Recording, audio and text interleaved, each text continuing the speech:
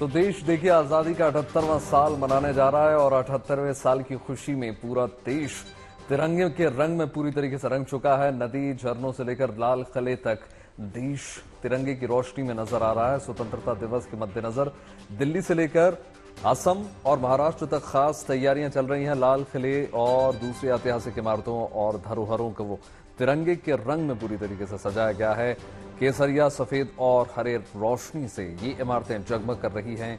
लखनऊ विधानसभा और दूसरी इमारतों में तिरंगे की रोशनी ने यहां की खूबसूरती में चार चांद लगा दिए। तहजीब के शहर लखनऊ के रेलवे स्टेशन पर भी ऐसी ही अदब गजब की तस्वीरें देखने को मिल रही हैं। सभी इमारतें एक से बढ़कर एक लाइटिंग से अपनी चमक बिखेरती हुई नजर आ रही हैं और जम्मू कश्मीर के अनंतनाग में सूर्य मंदिर को भी तिरंगे की रोशनी से नहला दिया गया। ऐसी ही देश भर की से जो है आजादी के पर्व की खूबसूरत तस्वीरें आपके सामने। खूबसूरत रोशनी में चार चांद लगा दिए।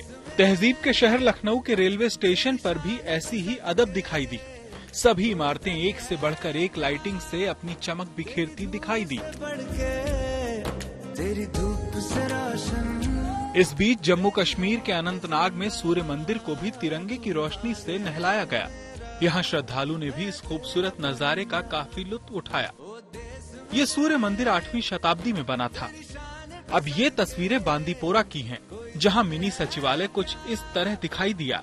स्वतंत्रता दिवस से पहले यहाँ केसरिया, सफेद और हरे रंग की रोशनी की गई, यानी ठीक वैसे ही रंग जैसे हमारे तिरंगे में होते हैं। इसी तिरंगे के रंग में हैदराबाद का गोलकोंडा किला भी नजर आया। इसे भी तिरंगे की रोशनी से सजाया गया। जाहिर है देश का कोना कोना रात के अंधेरे में इसी तरह जगमग दिखा। आखिर बात जश्न आजादी की जो है। Bureau report, good news today. Sulur से दिखाते हैं। 78वें साल पूरे होने की खुशी में सुलूर में दुनिया भर के लड़ाकू विमानों ने हैरत अंगेज करतब दिखाए। दरअसल वहां भारत समेत 30 से ज्यादा देशों की वायुसेनाओं ने हवाई अभ्यास किया। इसमें तेजस के साथ साथ विदेशी लड़ाकू विमान भी शामिल हुए। पहले चरण के समापन के बाद अब इंतजार दूसरे चरण के अभ्यास का है, जो 29 अगस्त से 14 सितंबर तक जोधपुर में होगा।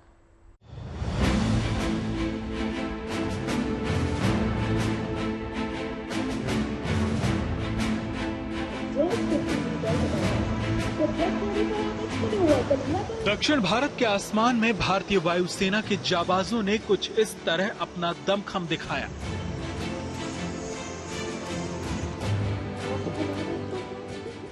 जब ये लड़ाकू विमान तेजी से एक दूसरे के बेहद करीब आए तो सभी हैरान रह गए।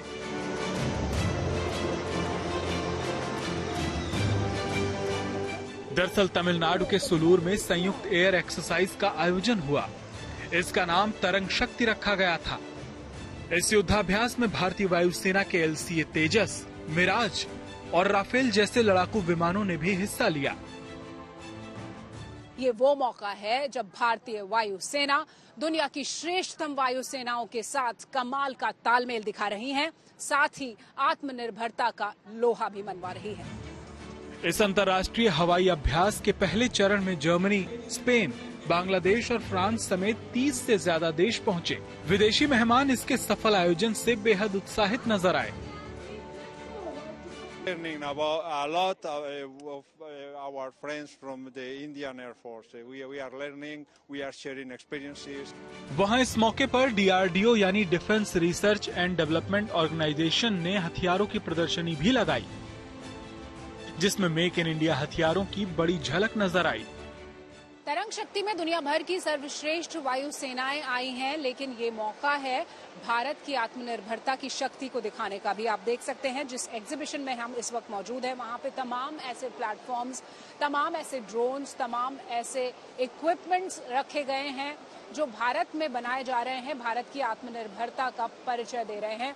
और तरंग शक्ति जैसी मल्टीलेटरल एक्सरसाइज में जब दुनिया भर की वायुसेनाओं के कमांडर्स आते हैं, पायलट्स आते हैं, तो वो ये सब कुछ देखते हैं और भारत के लिए ये मौका होता है, एक अवसर होता है भारत में निर्मित इन जहाजों और भी प्लेटफॉर्म्स को एक बेहतर बाजार मिलने का दुनिया भर में। तरंग शक्ति के सफल समापन के बाद वायुसेना प्रमुख air chief marshal VR Chaudhary ने कहा कि भारतीय वायुसेना हर साल इस बहुराष्ट्रीय हवाई अभ्यास की मेजबानी करेगी।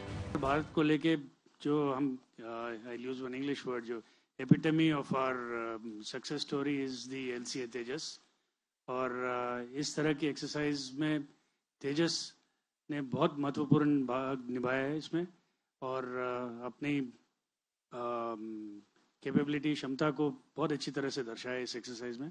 और आने वाले दिनों में हम इस जहाज को विदेश में भी ले जाएंगे एक्सरसाइज करने के लिए, और धीरे धीरे हमारे, जैसे मैंने कहा, टैक्टिक्स, टेक्निक्स, प्रोसीजर्स बढ़ते रहेंगे इस जहाज को लेके, and we will be able to exploit it to its fullest capability. अब इस अभ्यास का दूसरा चरण 29 अगस्त से 14 सितंबर तक जोधपुर में आयोजित किया जाएगा। इसमें अमेरिका और ऑस्ट्रेलिया समेत कई देशों की वायुसेनाएं शामिल होंगी। यकीनन इसका सफल आयोजन दुनिया में भारत की धमक को भी दिखाता है। सुलूर से शिवानी शर्मा के साथ bureau report, good news today.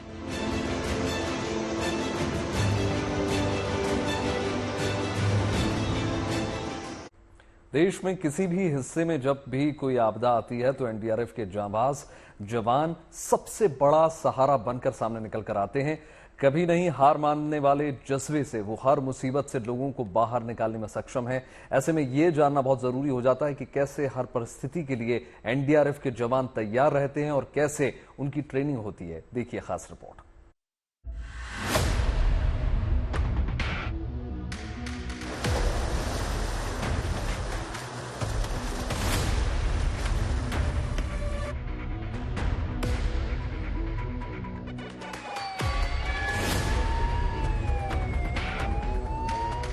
वो खतरों से नहीं डरते हैं,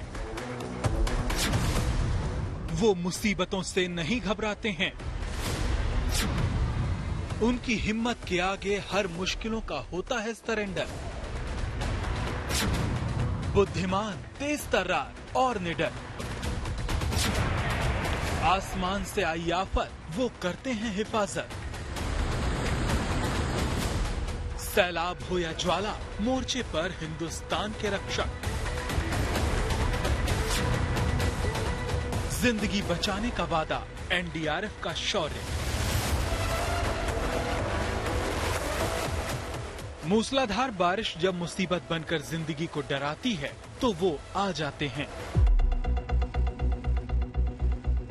जमीन खिसकती है तो मलबों से सांसों को वो सलामत खींच लाते हैं। आपदा और कयामत के बीच वो चट्टान की तरह खड़े हो जाते हैं। बात हो रही है एनडीआरएफ की, उस एनडीआरएफ की जो किसी भी मुसीबत और मुश्किल हालात से नहीं घबराती, उनका डटकर सामना करती है। दरअसल ऐसा हो भी क्यों ना, एनडीआरएफ का आदर्श वाक्य ही इसकी पहचान है। आपदा सेवा सदैव सर्वत्र, मतलब ये कि तबाही, विपदा और महासंकट की घड़ी में 24 घंटे खड़े रहना, नागरिकों के रेस्क्यू में खुद को खपा देना। और इन शब्दों को जीते हैं एनडीआरएफ के जवान। एनडीआरएफ यानी नेशनल डिजास्टर रिस्पांस फोर्स। अक्सर आप सुनते हैं, देखते हैं, कहीं हादसा हो गया है और वहां पर एनडीआरएफ ने रेस्क्यू ऑन कर दिया है। ऐसे में ये जानना और समझना जरूरी हो जाता है कि एनडीआरएफ है क्या और इसके जाबाज बड़ी से बड़ी मुसीबत में लोगों की मदद करने से क्यों नहीं घबराते। कैसे ये मौत के मुंह में दबे मासूमों को बड़ी बहादुरी से खींच लाते हैं। लोगों की जान बचाने वाले इन बहादुर जवानों को कैसे तैयार किया जाता है। दरअसल एनडीआरएफ के जवानों को खास तरह की ट्रेनिंग दी जाती है। प्राकृतिक और अप्राकृतिक आपदाओं दोनों के लिए ट्रेनिंग दी जाती है। इसमें केमिकल, बायोलॉजिकल, रेडियोलॉजिकल और न्यूक्लियर इमरजेंसी भी शामिल है। स्विमिंग ट्रेनिंग, मेडिकल ट्रेनिंग, रोप रेस्क्यू और रस्सी बांधने की ट्रेनिंग समेत 7 तरीकों के जरिए जवानों को आपदा से निपटने के लिए तैयार किया जाता है। एनडीआरएफ के जवान को सब कुछ करना होता है। उन्हें पहाड़ों पर जाके भी रेस्क्यू करना है, उन्हें पानी में भी रेस्क्यू करना है। हम आपको दिखा रहे हैं किस तरह से इन जवानों की स्विमिंग की ट्रेनिंग होती है। तस्वीरें आप देख रहे हैं, यहाँ पर अंडर ट्रेनिंग जवान है और स्विमिंग की ट्रेनिंग इनकी करवाई जा रही है। लगभग 35 दिन की ये ट्रेनिंग होती है, 1 महीने से ज्यादा की। तस्वीरों से ये अंदाजा लगाना मुश्किल नहीं है। हर बारीक स्टेप के जरिए जवानों को मजबूत किया जाता है। हम अच्छे जो हमारे जो स्विमर्स निकल के आते हैं उनको हम डीप डाइवर्स के तौर पे उनको ट्रेंड किया जाता है और वो हमारे जो गहराई है कोई 33 फीट है या 50 से 60 फीट तक की लगभग हम अलग अलग डिपेंडिंग अपॉन कुछ इंस्टीट्यूट हैं भारत में, हम वहाँ पे उनको स्पेशल ट्रेनिंग दिलाते हैं और उस तरह से उनकी जो ट्रेनिंग क्षमता है डीप में जाने की वो उसकी बढ़ाई जाती है। रेस्क्यू के समय एक एक सेकंड महत्वपूर्ण होते हैं। चूक न हो इसके लिए विशेष सतर्कता बरती जाती है। की गहराई पता है तो हम स्टेप इन का इस्तेमाल करेंगे, गहराई नहीं पता है तो हम स्लाइड इन का इस्तेमाल करेंगे। आई कांटेक्ट बना के रखना है तो कॉम्पैक्ट जंप का, और पानी गहरा है ये भी पता है, विजिबल है, ऑब्जेक्ट नहीं है तो सर हम सैलो डाइव या डीप डाइव का इस्तेमाल कर सकते हैं। एनडीआरएफ के जवानों को मेडिकल की भी बेसिक ट्रेनिंग दी जाती है, खास तौर पर पीड़ित को कहाँ चोट लगी है या फिर कहाँ फ्रैक्चर है। टाँके लगाने से लेकर सीपीआर देने तक की हर ट्रेनिंग दी जाती है। उनका सबसे पहले एबीसी जो होता है airway breathing and circulation check किया जाता है।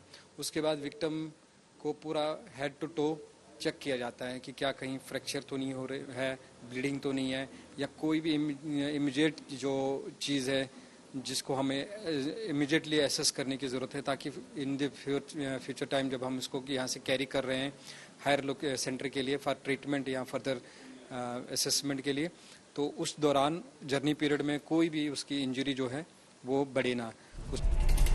किसी भी आपदा, खासकर बाढ़ के वक्त एनडीआरएफ के जवानों का रोप रेस्क्यू सबसे ज्यादा देखने को मिलता है। इसे कैसे बखूबी अंजाम दिया जाए ये जवानों को सिखाया जाता है।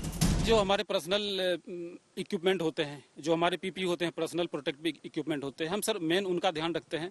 और दूसरा ये ध्यान रखते हैं कि जहाँ भी हम काम कर रहे हैं, जिस सिचुएशन में हम काम कर रहे हैं, वहाँ पे सबसे पहले अपनी सेफ्टी है।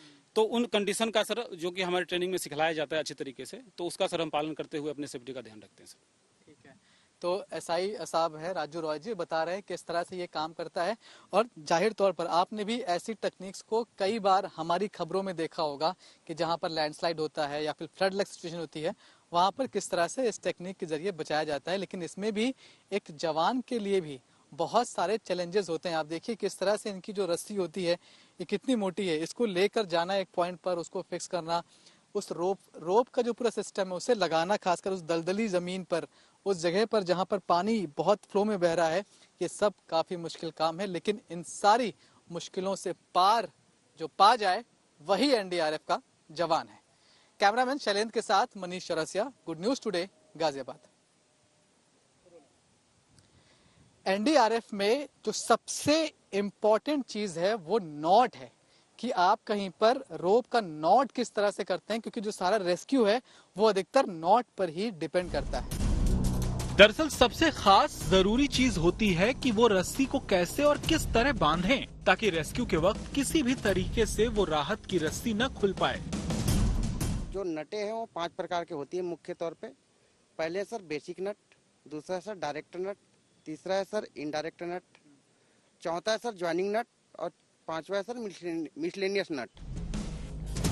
इसके अलावा केमिकल, बायोलॉजिकल, रेडियोलॉजिकल और न्यूक्लियर इमरजेंसी से कैसे बचें, इसके बारे में भी ट्रेनिंग दी जाती है, क्योंकि इस तरह के रेस्क्यू में जवान और पीड़ित दोनों को बड़ा खतरा होता है। रेस्क्यू के बाद जवान और पीड़ित दोनों को 9 चरणों के प्रोसेस से गुजरना होता है। केमिकल का एक लीकेज हुआ था, जिसका यहाँ रेडिएशन का भी कुछ था।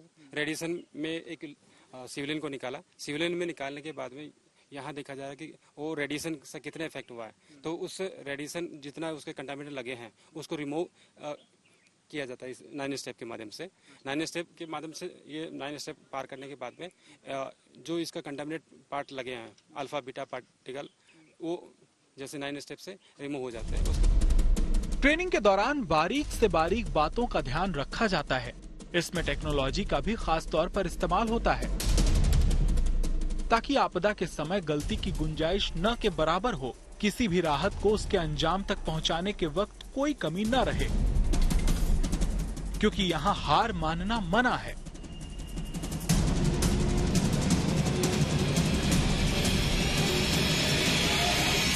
अठहत्तरवें स्वतंत्रता दिवस का जश्न देश भर में शुरू हो चुका है। इस मौके पर देश भर में हर घर तिरंगा अभियान जोर शोर से चल रहा है। इस साल इस अभियान में तिरंगा बाइक रैली को भी जोरों शोरों से चलाया जा रहा है। कहीं देखिए बाइक पर तो कहीं पर रैली निकाली जा रही है। हैदराबाद में सीआरपीएफ के जवानों ने चार मीनार तक बाइक रैली निकाली। तो वहीं देखिए लखनऊ में तिरंगा रैली के बीच भाईचारा देखने को मिला।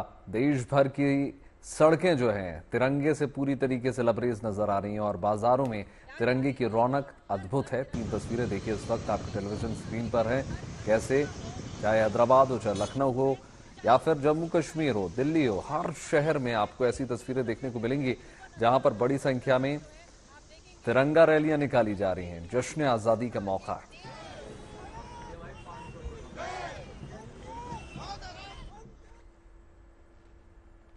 आजादी के तराने घर घर गूंज रहे हैं। देशभक्ति गीतों की गूंज फिजाओं में है। हर घर तिरंगा लहरा रहा है।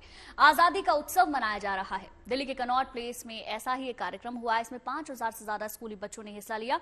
अलग अलग स्कूल के बच्चे तिरंगे के साथ एक जगह पर जमा हुए। ये स्वतंत्रता दिवस समारोह से पहले की तस्वीर है। भारत में इस वक्त हर जगह आपको तिरंगा झंडा नजर आएगा। इस साल भारत 78वां स्वतंत्रता दिवस मना रहा है और जब बात आज़ादी की होती है तो जोश और उत्साह देखने ही बनता है। आज़ादी के अमृत महोत्सव से यानी 75वें वर्षगांठ से हर साल भारत में तिरंगा यात्रा निकाली जाती है। हर घर तिरंगा का कैंपेन चलाया जाता है जिसमें सरकार लोगों से ये अपील करती है कि वो तिरंगा जरूर फहराएं, अपने घर पे तिरंगा फहराएं, अपने कार्यालय पे तिरंगा फहराएं। छोटे छोटे बच्चे इसमें शामिल हैं। देश का हर कोना, हर वर्ग इसमें शामिल होता है। इस वक्त मैं दिल्ली के कनॉट प्लेस में मौजूद हूँ। यहाँ पर 5000 स्कूली छात्र मौजूद हैं। ये सभी एनडीएमसी के स्कूल से हैं और सबसे बड़ी बात, हर किसी के हाथ में आपको तिरंगा नजर आएगा। हर किसी के हाथ में ये तिरंगा जो है वो ये कहता है कि भारत की आज़ादी का जश्न आज भी मनाया जा रहा है और हमेशा इसी हर्ष और उल्लास के साथ मनाया जाएगा। अब यहाँ कुछ स्कूली बच्चे भी हैं, उनसे भी मैं बात करती हूँ। आप लोग एनडीएमसी स्कूल में हैं। एनडीएमसी तिरंगा यात्रा निकाल रहा है। सबके हाथ में एक तिरंगा है।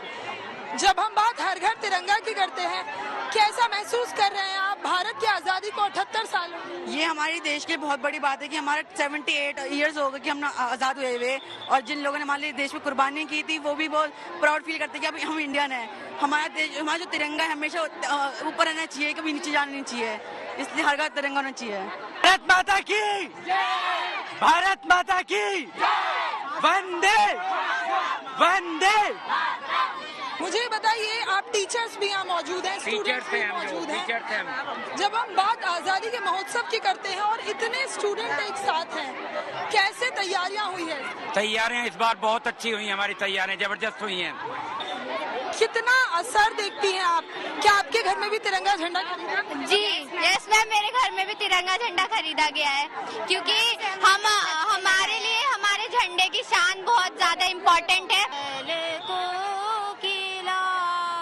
मधुमास आया अम्बुआ की डारी पर बार छाया, चल कोकिला मधुमास आया, चल कोकिला। ये सरे मगरे रे मा पानी धापा मा पानी सरे ने धापा मगरे ने सा। आप पक्का म्यूजिक टीचर होंगी? जी हाँ। देखिए, जब बात हम जश्न की करते हैं, बात जब खुशियों की करते हैं, गाना, नाचना, अपनी बात को रखना एक जरिया होता है। और यहाँ भी आपको तस्वीरें ऐसी दिखेंगी। अगर पीछे आप देखेंगे आपको बच्चों के हाथ में तिरंगा झंडा नजर आएगा। ये तिरंगा यात्रा है। तो देखिए, एक तरफ देश की ऐतिहासिक इमारतें तिरंगे की रोशनी में नहाई हुई नजर आ रही हैं, दूसरी तरफ बाजार भी तिरंगे के रंग में पूरी तरीके से रंग चुके हैं। मार्केट में अलग अलग साइज के तिरंगे उपलब्ध हैं, तो दूसरी चीजें भी खूब पसंद आ रही हैं। बाइक पर लगाने के लिए भी तिरंगे मिल रहे हैं। देखिए, देश की आजादी के पर्व स्वतंत्रता दिवस के मौके पर हर घर तिरंगा का जो अभियान है वो लगातार जारी है। 9 तारीख से अभियान शुरू हुआ और 15 अगस्त तक जो अभियान जारी रहेगा। और हर घर तिरंगा, जितने भी लोग हैं, जितने भी नागरिक हैं, हर घर तिरंगा हो, अपने घर पर वो तिरंगा फहरा सके। तो मार्केट में तिरंगे की जो है ढेर सारी खूब अच्छे से जो है धूम है। चाहे वो किसी भी साइज के फ्लैग हो, हर एक साइज के फ्लैग के जो है ऑप्शन आपको मार्केट में नजर आएंगे। चाहे वो बाइकर्स में, क्योंकि तमाम ऐसे लोग हैं जो बाइक में भी लगाना पसंद कर रहे हैं, तो बाइकर के हिसाब से भी जो है झंडे यहाँ पे मार्केट में अवेलेबल है और बड़े से बड़े झंडे, छोटे से छोटे झंडे, हर तरीके के हर एक साइज के मार्केट में इस वक्त झंडों की, तिरंगों की धूम है कि ताकि लोग जो है घर पर तिरंगा अपने अपने घर पर 15 अगस्त के मौके पर जो है फहरा सके। आप देख सकते हैं पूरी जो बाजार की रौनक है वो किस तरीके से नजर आ रही है। इसी तिरंगे के रंग में जो है पूरी रौनक जो है वो नजर आएगी। पूरा देश जो है वो इन 3 रंगों में जो है डूबा नजर आ रहा है। हर तरफ जो है आप देखेंगे 15 अगस्त से जुड़ी चीजें मिलेगी, चाहे फिर वो पतंग हो, झंडे हो, सूट हो या कुछ भी, चाहे एक्सेसरीज क्यों ना हो, बच्चों की, बड़ों की, क्योंकि जब तक 15 अगस्त जिस दिन होता है उस दिन जब तक लोग उस वेशभूषा में नहीं आ जाते तब तक वो एक फील नहीं आती कि हाँ एक देश आजाद जो हुआ है, जो खुशी होती है, जो खुशी, जो महोत्सव हर घर में मनाया जाएगा उस दिन, तो वो जब तक इस तरीके से टी शर्ट, कैप जब तक ना पहन ले तो वो चीज निखर कर नहीं आती। तो उसी में जो है मार्केट में उस सब चीजों की लेने की जो धूम है। लोगों से भी बात करेंगे, क्या कुछ तैयारी है, क्या कुछ लेने आए हैं। आजादी का पर्व है जी, हर्षोल्लास से मनाया जाएगा पूरे जोश में, पूरे जोश में। तो आप भी पतंग वतंग सब चीजें कुछ लिया आप लोगों ने? हाँ लेना है, पता भी लेंगे। तो बच्चों की हो या बड़े, सबकी तैयारी जो है पूरी है, क्योंकि आजादी का पर्व है। हर्ष उल्लास के साथ जो है ये पर्व मनाया जाएगा और जाना भी चाहिए, क्योंकि देश आजाद की खुशी अपने आप में सबसे बड़ी खुशी है। कैमरा पर्सन दीपक बिष्ट के साथ मनीषा लड्डा, दिल्ली। ओलंपिक में कांस्य पदक जीत कर लौटे हॉकी खिलाड़ियों के स्वागत का दौर लगातार जारी है। एक दिन पहले हरियाणा के सोनीपत पहुंचने पर हॉकी खिलाड़ी सुमित का जोरदार स्वागत हुआ। उनके गांव वालों ने विजय परेड निकाली, सड़कों पर गाड़ियों का लंबा काफिला निकला। सुमित के साथ गांव के लोगों ने फोटो भी खिंचवाई। इसी तरह सोनीपत में हॉकी खिलाड़ी अभिषेक नैन का भी भव्य स्वागत किया गया। इस ओलंपिक में बेहतरीन अपने प्रदर्शन से उन्होंने पूरी दुनिया का ध्यान अपनी तरफ खींचा।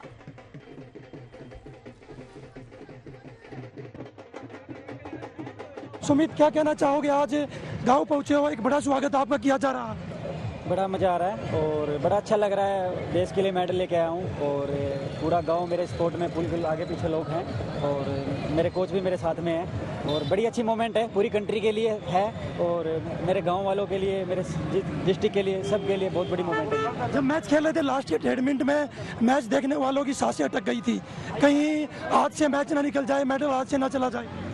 तो बिल्कुल देखो, एक वो ऐसा क्रूशियल मैच था क्योंकि ब्रॉन्ज मेडल मैच था और हमारा यही था कि ये मैच हमारे हाथ से निकलना नहीं चाहिए।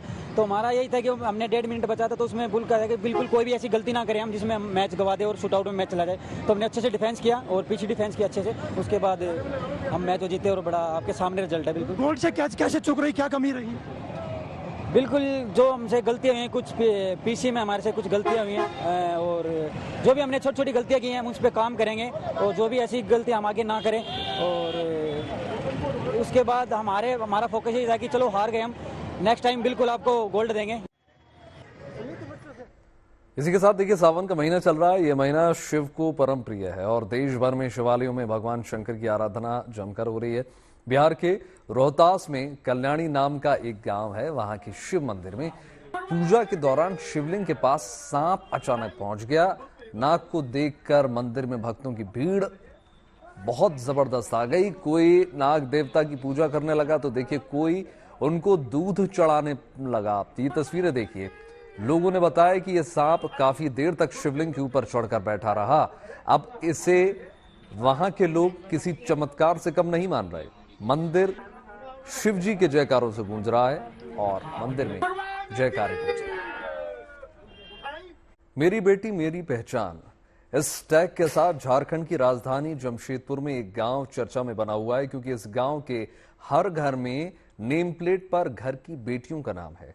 बेटियां इस गांव की पहचान बन चुकी हैं। बेटियों के लिए सोच बदलने के उद्देश्य से यहां की कैंपेन शुरू हुआ था और जो अब गांव को नई पहचान दे रहा है।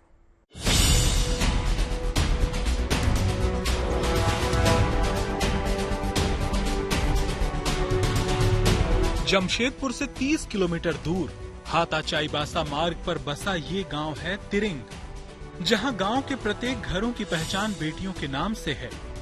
सभी घरों के दरवाजे पर बेटियों की नेम प्लेट है।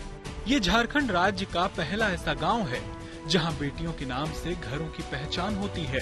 इस गांव की टैगलाइन है, मेरी बेटी मेरी पहचान। इस आदिवासी गांव में जब आप किसी व्यक्ति का पता पूछते हैं तो लोग परिवार की बेटी का नाम बताते हुए घर दिखाते हैं। गांव की पहचान बनी इन बेटियों को भी अपने गांव और घर पर नाज है। 100 घरों के इस आदिवासी गांव को लोग यहां बेटी वाले गांव के नाम से भी जानते हैं। गांव के मुखिया कहते हैं कि आदिवासी समाज में बेटा बेटी का भेदभाव नहीं है। हम बेटी को भी बेटे की तरह समान अधिकार देते हैं। लोग बेटी का नाम लगा हुआ है, हम लोग को अच्छा लगता है। हम लोग का दहेज प्रथा नहीं है, बेटियों पे किसी तरह की वैसे ये नहीं है। अगर बेटी का उम्र ज्यादा हो जाता है, शादी नहीं होता है, तो उसमें जमीन का भी हम लोग बंटवारा उसको देते हैं। गाँव में सुविधा दिया गया है बेटियों को। अगर उसका उम्र हो गया, किसी भी कारण से ब्याह नहीं हो पाया, तो भाई लोग रहेगा भी, तो उन लोगों से अगर नहीं पड़े, इसीलिए उसको अलग हिस्सा जमीन उसको मिलता है। ये आदिवासी गांव अब भारतीय समाज के लिए मिसाल बन गया है। बेटा बेटी के बीच भेदभाव न हो, इसकी बात तो बहुत होती है, लेकिन इस गांव ने बता दिया कि बेटी के प्रति सोच के मामले में वो कई अन्य गांव से आगे निकल गया है। Anoop Sinha, Jamshedpur, good news today. उम्मीद करते हैं शुभ समाचार में आपके दिन की शुरुआत अच्छी खबरों के साथ हुई होगी। बिल्कुल, देश और दुनिया की तमाम पॉजिटिव खबरों के लिए जुड़े रहिए गुड न्यूज टुडे के साथ। हमें दीजिए इजाजत, नमस्कार।